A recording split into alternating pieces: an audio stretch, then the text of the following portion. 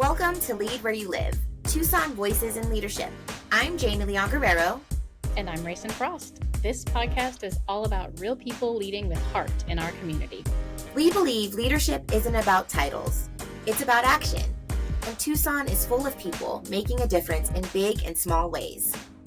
Join us as we chat with inspiring voices who are showing up, stepping up, and shaping Tucson's future. Let's get into it. Welcome to Lead Where You Live, Leon-Guerrero. Raysun Frost, and we are very excited to have with us today Tara Knight. Tara is the Director of Nursing for a local healthcare system in Tucson. She provides leadership and day-to-day oversight of direct patient care and nursing development. She has a Master of Science in Nursing Leadership, and she's been a registered nurse for 11 years and a nurse leader for 7. One of Tara's passions is in healthcare workplace violence, in which she is an active participant and nursing lead for her facility's workplace violence program. Tara is a graduate and active alumni of Greater Tucson Leadership Class of 2024 and an active participant with the Center for the Future of Arizona. Welcome, Tara. We're very glad to have you. Yes, welcome.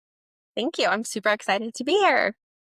Well, we're just going to jump right into it, Tara, and we're going to go with our first question, which is, where does your name come from? So Tara originates from Gone with the Wind. My mother loved Gone with the Wind, and it's the name of the plantation. I will have to say I have never read the Gone with the Wind book or saw the movie.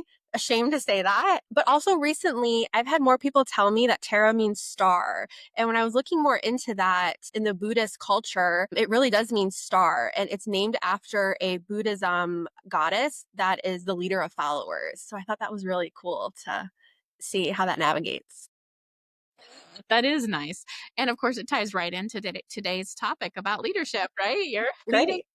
But I only recently just watched Gone with the Wind, and I'm kind of, I don't know if I needed to. You haven't watched it or read the book either. Yeah. I'm an avid reader, so I'm a little disappointed I haven't never read it. Maybe we'll do a book club, but Yeah, that'd be great. so tell us a little bit about where you live in Tucson and what do you love most about it? So I live in the northwestern side of town, kind of by the outlet malls, in the Continental Ranch. And what I love so much about it is that it's a small community within itself. I'm originally from Cleveland, Ohio. And even though I tell people, oh, I'm from Cleveland, I'm really from a smaller suburb of Cleveland. And that's what I feel when we kind of live on the border of Marana and Tucson, is its own small little community where we have community events during the year. And it's really great. We live right off the highway, so it's also really easy access if we have to get to Phoenix. We fly out of Phoenix Airport actually pretty often when we go home to see my family in Ohio. And it's only an hour and 15 minutes, and then it's right off the highway to get to center of Tucson, which is really great. So it's a really great location, and it's a beautiful area. Love that you said it's like its own little community, because that is what I believe almost everyone who talks about their neighborhood in Tucson feels like. And that's one of the things I think is really unique about Tucson, rather than having these really large suburbs and community, like massive, neighborhoods. We have really smaller niche neighborhoods, and each one feels like its own community. Mm-hmm. Yes. Yeah. I love that about Tucson too. It's like we have like 1 million people here, and it's big. It's the second biggest city in Arizona. Yeah. I think still. Mesa might be I coming, think so, actually. Yeah. but it still feels like a small town. Absolutely. I love that about Tucson. That's my favorite thing about Tucson, is it's still that it's a big city, but you still have that like hometown vibe and that small vibe. Yeah, absolutely. So Tara, tell us something that most people don't know about you. Well, I'm an avid reader, and I set a goal every year to read 50 books a year. And I've been doing that for the past 4 years. So fun and exciting. Different book all the time. I have a Bookstagram where I try to keep up with that. But I truly love reading and will always make time for reading. Book a week with like 2 weeks off for vacation. I mean, that number. I need to hang out with you more. I was a reader like that. And then I think I can remember, like, I still have the original Kindle. So Yeah. I just loved reading. Like, I still have it and it still works. And then just like one day I lost it. So I'm trying to get it back. And like, I tried audiobooks, and that doesn't do it for me. I tried to like reread all the books that I know I loved, and it's just, but I have this year finished 2 books. So maybe I'm like Something that's better than nothing. But like for a long time, I just hated I just not hated it. I just didn't want to do it. Oh my gosh. I love that for you. And I think setting a goal makes you motivated. And there's different apps that you can track your books with. I think in the beginning of the year, you hit the winter months, you're coming out of the holidays, you're a little bit more tired. So I might not read as much, but then I try to catch up. And I think having that goal is so important to kind of work towards. Yeah, I need to. You need to share your book. What did you call it? Your Or Bookstagram. bookstagram. Uh, I'm gonna have to find that so I can see what you're reading. you have a personal Instagram, then you have a Bookstagram, so it's all books. And Sweet. there's a huge community out there. It's crazy. Huge community. Yes. So you mentioned setting goals, which is a perfect segue into leadership question for you, which is how does leadership show up for you in your personal, professional, and in the Tucson community life? Yeah, I think that, my personal life is a commitment to having self awareness and being intentional. And in my community, you see leadership through others and creating space for others. I recently started working closely with the Center for the Future of Arizona. I was asked one day to attend a workshop. And from there, I was like, I love this. Like, I think I found where my passion is how do we have the younger generation and kids graduating high school, we're asking 17 and 18-year-olds to make decisions that's going to impact the rest of their life. And just attending those workshops and really hearing the other students, once you introduce yourself as a leader, you're their mentor.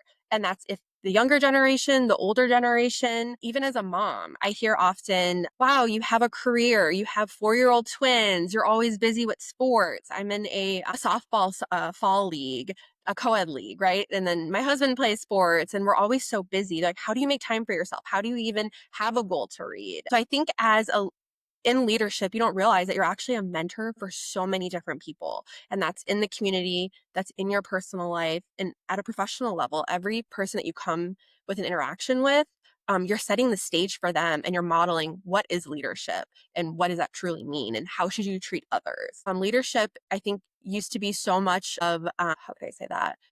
It's more of a responsibility nowadays instead of that authority that I think we've heard years and years ago. It's really just owning that responsibility. Yeah, I got goosebumps when you were basically talking about how leadership was how you basically interacted with every single person in your life. Yeah. Always a leader all the time. It's how you show up, it's how you interact with people. It's simply leading the life, Yeah. and yeah, that to me is just that's one of the messages I think we want people to take away Yes. from the podcast, right? So that to me was like, okay, that's a goosebumps moment. I also thought, like, I heard, like, you just don't know, like, that little, even if it was a little touch in someone's life, right? Whether Yes. it's at work or on the field when you're playing, how that could impact someone, right? Seeing you lead by example in whatever it is, right? Being a mom, being, a coworker, being a friend, like, truly can impact people. And you just don't know the reach that that can do. And also, I didn't know you had twins. What the heck? So cool. Twins at that. And they keep us busy. 2 years old when you went through Yeah. GTL. Yep. Yeah. Very busy. I think I'm going to say that probably was my most favorite answer to that question so far. Appreciate That's just that. me. That's I love awesome. it. When we think about leadership, you just experienced being in a room with like 40 other movers and shakers and leaders doing amazing things. Yes. What, if you look back now a year later, what was like your biggest takeaway from your GTL experience and how has it impacted you or the Tucson community since you graduated? Yeah, I think it really gave me a deeper understanding of what our community needs and those community issues. I moved to Tucson in 2018. My first year was just learning my new job and really understanding what Tucson is all about. And then COVID hit. And then I was pregnant. And then pregnant during COVID, and then having two newborns. I really didn't get a ton of interaction outside of work and outside my little family. And GTL came to me at really the most perfect time where I was excelling in my career, finally figured out what mom life is and being a wife is. It really allowed me more to say yes to community events, say yes to going to small shops, right? Like local shops. not so much chains. And it really allowed me to really second guess a lot what I was doing to make sure what I'm doing is actually intentional. When I was asked to attend the Center for the Future workshop, I think in the past I probably would have said no, I have my hands full, there's a lot going on, but it allowed me to say yes, and it opened me up to so many different opportunities and a passion that I had no idea was there. And I think just the connection and the network it brings to know that like-minded individuals are all there for the same thing. We all want to do good in the world, and it's probably one of the most amazing communities that I can be a part of. I love that. And I think you're right. Like the program brings together people who all want to do good in the world, right? No matter your background or where you're at with your job or where you live in Tucson or any of that, it's all about people wanting to do better for their community. And that's a pretty powerful connector. So we're going to move on to our boundary breaker question. And the one that you have chosen is, what is a tradition from your family or cultural background that is important to you and why? Yeah, so recently, my grandmother, who I was extremely close with, passed away about a month ago now. And one of the things that in my entire childhood, what I remember is how amazing she made every holiday. Every holiday was a big deal. She would invite family, friends over, even if she hadn't talked to them all year. Everybody was always welcome during the holidays. And tons of food, going all out with decorations, even for Mother's Day or Easter or Christmas. And it's something that I always remember. I remember the smell of food, or kibasi on New Year's Eve, Mm. or ham on Christmas Day, or crepes on Christmas morning. Like, just all different things. And there's so many. One of her one of her main dishes for Thanksgiving was homemade chocolate pie, and you only got it on Thanksgiving. It's something you look forward to all year round, and I'm hoping to just continue those traditions with my children as well. Nice. Mine also revolves around holiday traditions. So I will go ahead. So my dad also is no longer with us. And he was one of these people who just had he had such a great sense of humor, but he was really quiet. He didn't necessarily say a lot, and when he did say stuff, it was kind of powerful. And so, for the other thing is, we didn't have a lot of money growing up. We grew a lot of our own food. We shopped at thrift stores, right? We never had name brand stuff, any of that kind of thing. And so, for the holidays, it became this thing where we knew my dad would go to the Christmas tree and he'd pick up these things that he got, and he'd be like, acting like it was such a big deal, and he was so excited, and he'd be like chuckling as he's handing out the gifts, and it was always the exact same thing, a really super nice pair of socks. And it's, one of those things where as a kid you're like, oh man, socks. And I didn't really necessarily appreciate it until I got older and was hiking and going into the store and getting like the hiking socks and the really nice, the really nice wool blend socks, and like, wow, these are really expensive. And he was just so excited to have new socks, and he thought it was the funniest thing to do this every single year. We have continued that tradition with our family even though our family celebrates the solstice on Christmas Day, when we are with our other family members who celebrate Christmas, we still hand out a really nice pair of socks to everybody. That's awesome. Love that.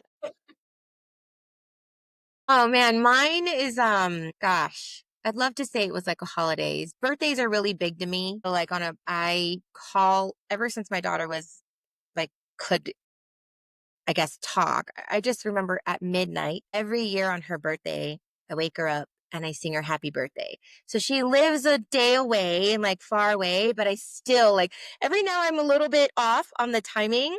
But I'll try to call as close to midnight. And I do that with my grandkids. And I'm just like, I wake them up and it's like, I sing you happy birthday. And I remember one year I had fallen asleep because it was like really late here and it was like midnight there. And my daughter called me crying. She was like, "You didn't call me for my birthday." I was like, "I'm a horrible mom." So I think like that's a tradition that I hope my daughter, like I'm still doing, but I hope my daughter, my grandkids maybe pick up. But then culturally, I don't speak the language from Guam. I don't speak Chamorro. So the way that I would love the tradition is through food. So I can cook really good Chamorro food.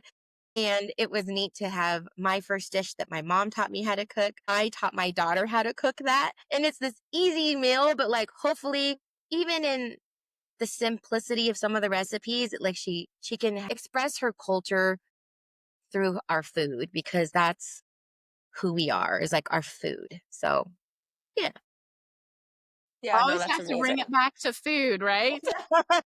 And I just want to cry. Always have to I'm go like, back to food. Yeah, we got chocolate pies and savory dish. So I'll bring the solstice bread that we. So "Oh, we have come to our rapid fire section.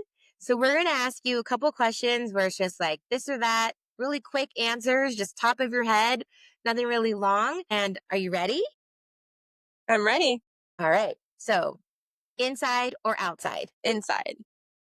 what's one thing that makes you laugh? My kids. Enjoy family gatherings or do you avoid family gatherings? I love family gathering. What's a skill you're proud of developing? Communication. Dessert first or meal first? Meal first. What's a sound that you find soothing, The rain. Mhm. especially here in Tucson? Oh, yeah. Absolutely. Try living with a tin roof. Yeah. So beautiful. Not in a storm, but do you lead with your heart or your head? Oh, that's a hard one. I would say, unfortunately, probably my head. Logic wins all the time. If you could have dinner with a fictional character, who would it be? Harry Potter. I was gonna say, I think you would say that. I love Harry Potter. you have to tell us which book it comes from, but that one was pretty obvious. I just want to have like meals in the hall. And just wear cloaks. And yes, absolutely. All right. Hiking or biking? Hiking. And do you have any special projects or events that you would like to promote? We're at the end of our time with you, and this is a chance for you to give a shout out to something going on in the community or something that you're doing that you would like to let everyone know about. I don't think I have anything, but it's close to football season. So I hope everybody can go to a U of A game or watch college football. That's something that I love and I look forward to every year. Well, thank you so much, Tara, for being an amazing guest on Lead Where You Live. That's a wrap on today's episode of Lead Where You Live. We hope you're feeling inspired by our guest's story and the impact they're making right here in Tucson. If you love this conversation, help us spread the word. Share this episode, subscribe on YouTube, and tag a local leader who should be featured next. Because leadership starts with showing up, and we know Tucson is full of incredible people doing just that. Thanks for tuning in, and we'll see you next time on Lead Where You Live.